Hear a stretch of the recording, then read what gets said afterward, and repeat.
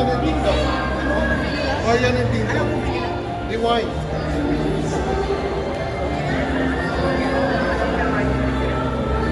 Oh my God, I found very right now we have Mr. Ding Dong Dance. And of course, the very beautiful Miss Marian Rivera and the baby.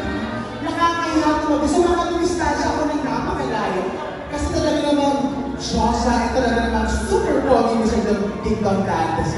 Di ba? Kinakabahan ako. Sobrang ganda ni Miss Marian. My God. Sobrang ganda. At sobrang pogi. Parang, ano lang ito?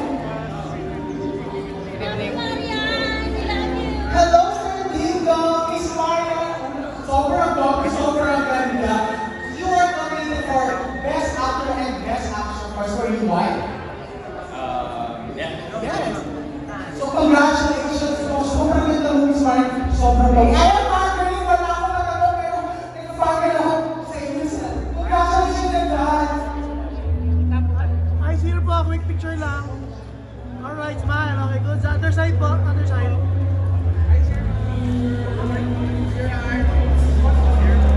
Irving. Here po. Alright, smile. What? Ay, sino po? Alright, smile. Okay, good. Thank you. Thank you.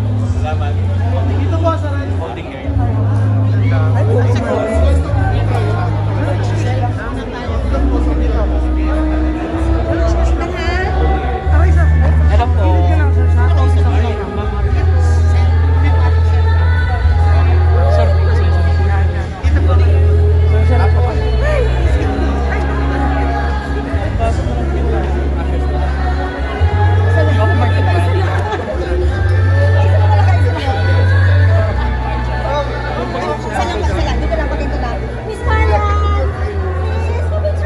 Kabilang po, yung mga kakalaw. Hi, sir. Hi, sir po. Hi, sir. Okay, smile. One, two, three. Okay, good. Sorry, ano naman po, sir? Other side. Here po. Here po.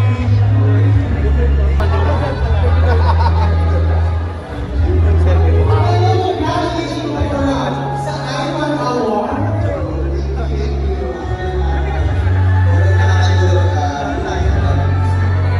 Of course, syempre, bilang Ivan Award ay ang very positive. Hindi naman pinag-uusapan mo kasi na movie industry is kind of, ano sa story mo din? Pasado ba? Media natin yan.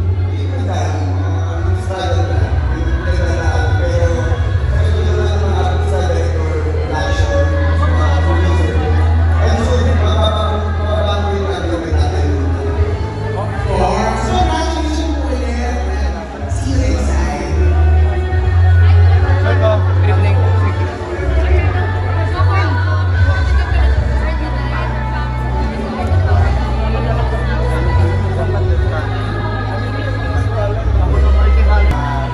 Hindi ko nga pinangarap yung mga artist kasi hindi ko talaga may papasok ko talaga na nakabuti dito sa pwede magiging career ko, magiging hanap ko.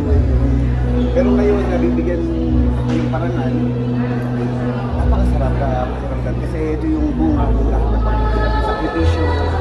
And then, ito yung dahilan yung ba't lalo ang nagpupusin sa akin buhay sa bata. Hindi! Dati talagang parang hindi ko hindi ikaw yung star, pero hindi ko rin nag-star ng PBS. Honestly, ganun pa rin yung pakiramdam ko every time na may ganitong gagawin, nahihiya ako. Parang laging first time, pero ang isa lang sa akin na dahil dito sa award na to, binabalikan ko tuloy kung paano ko nagsimula, ano yung mga nasa isip ko noon, kung paano yung paghihirap. And then ngayon, nasabi sa rin ko na sulit ang lahat ng mga pinagdaanan ko sa buhay. Alright, okay, thank you. Thank you so much. Salamat.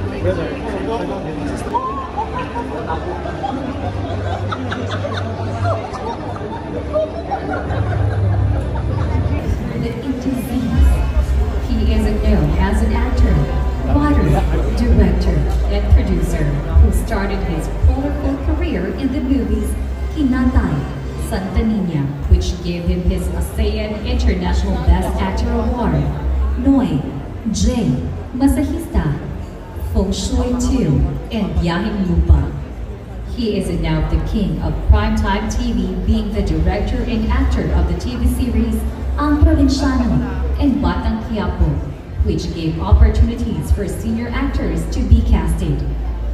Iconic. Coco Martin.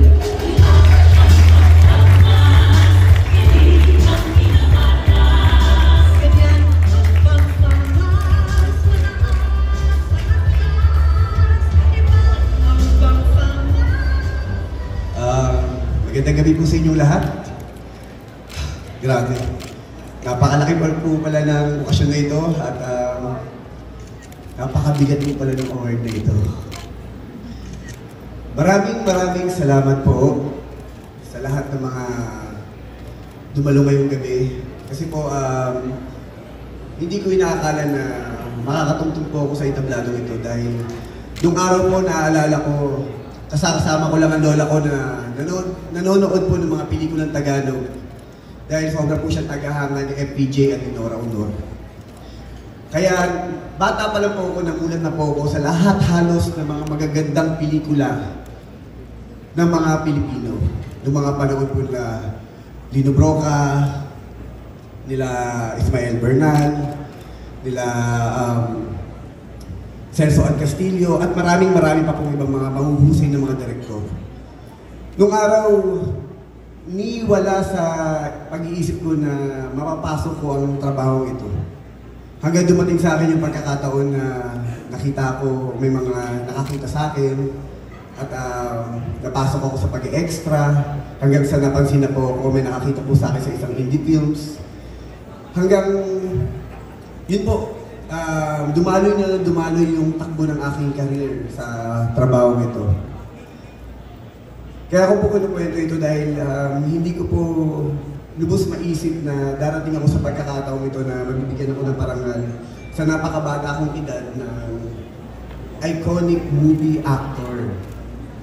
Kasi para sa akin po nung araw, nung nagsisimula ako, hindi ko kasi naisip na magiging artista ako. Ang tingin ko lang dati, racket eh. Ang tingin ko lang basta pagkakakitaan ko, basta kikita ko, ginagawa ko lang to dahil gusto ko magtrabaho, gusto ko mabuhay yung pamilya ko, gusto ko sila mabigyan ng magandang kinabukasan. Hanggang dumating na sa akin yung point na dahan-dahan sa trabahong ginagawa ko ng mga indie films na nung pinasok ko yung mundo ng indie films, sa mga sinisimulan ko yung mga pelikula ko, talagang mga medyo mature drone ang mga ginagampanan ko. Kadalasan ang mga ginagawa ko, mga gay film, iba't iba. Kasi ang tingin ko sa ginagawa ko noon, hindi na racket.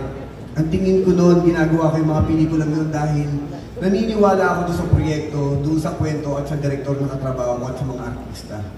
Hanggang na-experience ko po yung paglaban sa iba't ibang bansa para po ilaban yung mga pelikula natin.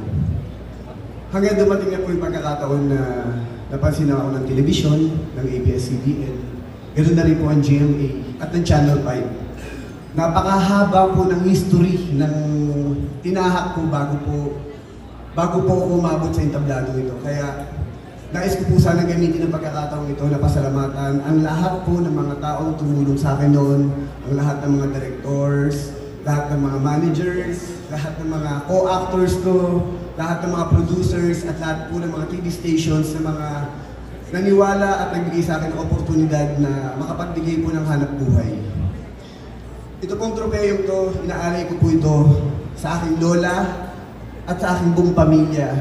Dahil hanggang ngayon po, nagtatrabaho po ako para po sa kanila at para mapaglingkuran po ang lahat ng mga Pilipino na makapagbigay po ng gabi-gabi ng inspirasyon at kaligayahan sa kanilang mga tahanan. Kaya maraming salamat po, Pamas, sa karangalang ipinagkaloob niyo sa akin at sa lahat po ng mga tao nagtiwala po sa akin. Thank you so much for God.